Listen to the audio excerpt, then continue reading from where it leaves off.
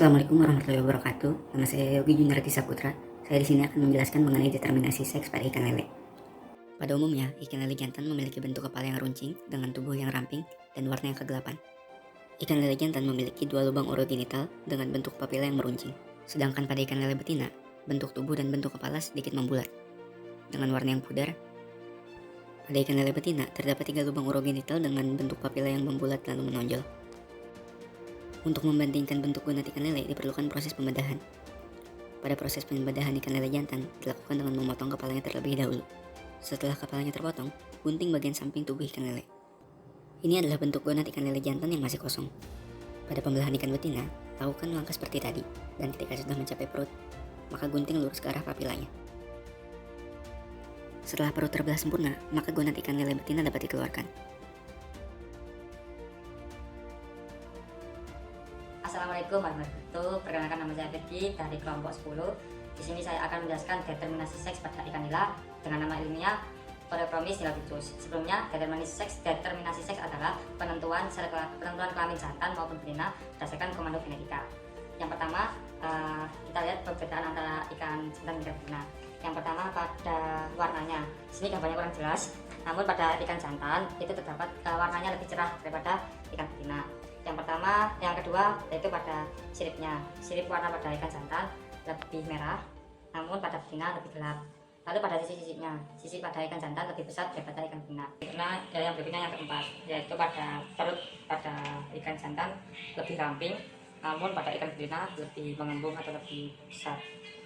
Lalu pada pergerakan ikan jantan lebih gesit dan agresif daripada pergerakan ikan betina, yaitu lebih pasif. Berikutnya yaitu kelamin. Pada ikan jantan terdapat 2 lubang urogenital, yang depan untuk pembuangan, yaitu anus untuk pembuangan sisa pembuangan ekskresi. Lalu yang di belakangnya terdapat lubang sperma dan urin. Lalu berikutnya pada betina terdapat 3 lubang urogenital, yang paling depan yaitu seperti yang pertama pada jantan, yaitu untuk anus pembuangan hasil ekskresi. Lalu di tengah ada pengeluaran telur. Lalu ketiga ada lubang urin. Lalu yang terakhir pada ikan jantan terdapat 2 pasang testis yang berbentuk pipih dan berwarna putih. Di sini terdapat isi dari sperma. Nah, 2 pasang testis. Lalu pada betina terdapat sel telur berwarna oranye. Halo, saya Krisnandi Isa dari kelompok 10 praktikum fisiologi reproduksi ikan. Di sini saya akan mencoba menjelaskan tentang determinasi seks dari cumi-cumi. Nih, saya udah punya gambarnya. Yuk, swipe. Pertama, saya akan menjelaskan bagian tubuh dari cumi-cumi terlebih dahulu. Ini adalah bagian posterior, yang ini adalah anterior, sementara bagian yang paling bawah adalah tentakel. Untuk sel kelaminnya ada di bagian posterior. Selanjutnya, saya akan menjelaskan bagian dalam daripada posterior. Nah, ini saya sudah punya gambarnya. Yang pertama ada kelenjar kelamin, yang kedua ada perut, yang ketiga ada insang, yang keempat rumah bagian dalam, yang kelima adalah mantel atau penutupnya, yang keenam adalah lidah parut, yang ketujuh adalah rahang. Nah, ini adalah isi dari bagian dalam posterior. Kita akan bahas bagian anterior dan bagian tentakelnya. Pada bagian anterior ada sorong, ada mata, pada bagian tentakel ada penghisap, kemudian ada lengan, kembali ke bagian anterior ada mulut, dan kemudian ada tentakelnya. Selanjutnya kita akan bahas perbedaan daripada cumi-cumi jantan dengan cumi-cumi betina. Yuk kita bahas. Di sini saya sudah melampirkan gambar dari cumi-cumi jantan dan betina. Seperti yang terlihat pada gambar bahwa sel kelamin pada cumi-cumi betina terletak pada bagian puncak daripada posterior. Di situ terlihat ada sekum terletak di bawah ovarium, kemudian ada ovarium, lalu ada mantel arteri lateral dan kelenjar ovadukalnya. Sedangkan pada cumi-cumi jantan terlihat bahwa bagian paling ujung ada pen, lalu ada testis, lalu ada sekum, ada perut. Perbedaannya adalah untuk sel kelamin pada betina terletak pada bagian puncak dan di situ terlihat bagian bintik-bintiknya. Nanti pada saat terjadi pembuahan, telurnya akan ada di situ berwarna putih. Itu adalah perbedaan daripada cumi jantan dan betina. Assalamualaikum warahmatullahi wabarakatuh. Perkenalkan, nama saya Muhammad Farhan Lama. Di sini saya akan menjelaskan tentang materi determinasi seks pada kepiting.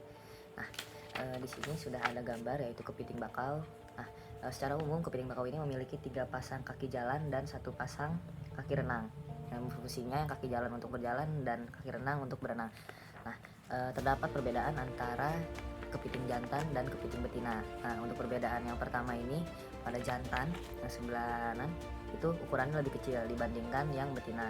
Lalu untuk ukuran seliped atau capitnya pada jantan itu lebih besar dibandingkan yang betina. Nah, pada jantan tutup abdomen yang pleopodnya itu berbentuk lancip dia, sedangkan untuk yang betina dia membulat. Dan pada betina itu di dalam pleopodnya ini terdapat bulu-bulu halus atau yang dinamakan ovigerus terae sebagai tempat menempelnya telur saat pemijahan. Sekian pemaparan materi determinasi seks pada kepiting dari saya. Kurang lebih mohon maaf. Assalamualaikum warahmatullahi wabarakatuh. Assalamualaikum warahmatullahi wabarakatuh. Nama saya Muhammad Ezra Diansyah dari kelompok 10. Di sini saya akan menjelaskan tentang determinasi seks pada udang. Di sini saya ada gambar udang jantan dan udang betina. Pada udang jantan di bagian kaki belakang terdapat tonjolan pada masing-masing kaki yang bisa disebut tendasma. Tendasma tersebut pada saat matang lunak akan berwarna putih dan nantinya akan berisikan sperma.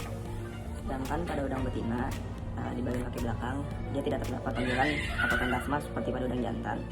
Namun di bagian kaki belakang keempat dan kelima dia memiliki lubang genital. Saat pemijahan, lubang-lubang tersebut akan berfungsi sebagai tempat pengeluaran telur. Sekian, terima kasih. Perkenalkan, saya Stevie Trianusi akan menjelaskan determinasi seks pada ikan gupi dengan nama latin Poecilia reticulata. Untuk ikan gupi jantan, dia memiliki tubuh yang lebih ramping sehingga gerakannya lebih lincah. Warna tubuhnya lebih cerah dan memiliki gonopodium. Untuk ukuran kepalanya lebih besar dari kepala betina, berukuran lebih kecil daripada ukuran tubuh ikan betina. Untuk ikan gupi betina, dia memiliki tubuh yang lebih gemuk daripada ikan jantan, ditandai dengan adanya bintik hitam pada lubang urogenital atau sirip anal. Warnanya lebih pucat dan tidak menarik. Untuk kepala gupi betina terlihat agak meruncing dan lebih kecil daripada ikan gupi jantan. Untuk ukuran tubuhnya lebih besar daripada ikan gupi jantan. Perkenalkan, nama saya M. Rizky dari kelompok 10. Pada praktikum kali ini mengenai materi seks reversal. Seks reversal adalah suatu teknologi untuk membalikkan arah perkembangan kelamin menjadi berlawanan. Alat dan bahan yang digunakan dalam materi seks reversal ini yaitu sendok, madu 60 ml, cangkir, toples, air 1 liter, dan lapa ikan gupi. Di sini kita menggunakan madu karena madu adalah bahan alami yang berpotensi mengarahkan kelamin kan menjadi lebih dominan ke jantan. Madu mengandung kalium yang dapat merubah lemak menjadi pregnolon, kemudian mengubah estrogen ke progesteron. Selain itu, madu juga mengandung chresin. Chresin di sini itu berfungsi sebagai aromatase inhibitor yang mengakibatkan produksi hormon pada testosteron itu meningkat sehingga sifat-sifat jantan menjadi lebih dominan. Metode yang digunakan dalam materi seks reversal ini yaitu metode perendaman. Metode perendaman ini yaitu dengan memasukkan 60 ml madu ke dalam 1 liter air sebagai media perendaman. Setelah dimasukkan madu lalu dihomogenkan. Lalu ditunggu hasilnya selama 10 jam.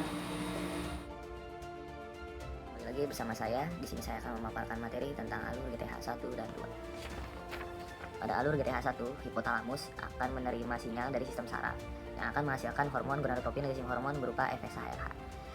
FSH-RH sendiri akan merangsang pituitari untuk menghasilkan hormon gonadotropin berupa FSH.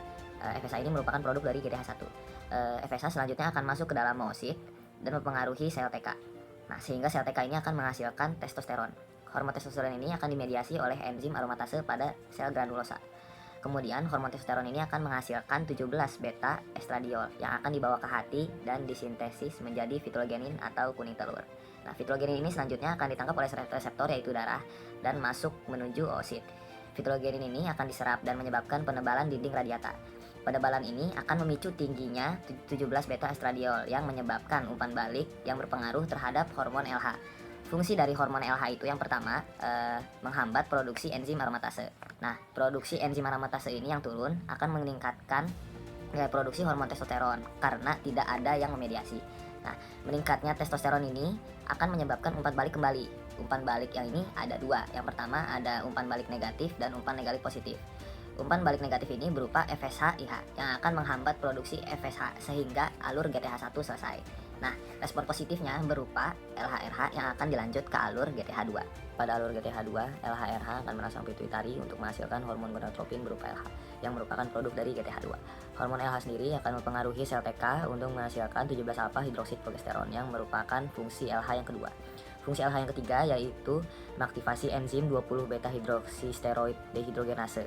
Nah, selanjutnya produk 17 alfa hidroksid progesteron dan 20 beta hidroksisteroid dehidrogenase akan bergabung dan menghasilkan produk baru yaitu 17 alfa 20 beta dihidroksi progesteron yang merupakan hormon steroid. Nah, hormon steroid ini memiliki sebutan lain yaitu MIH atau MIS.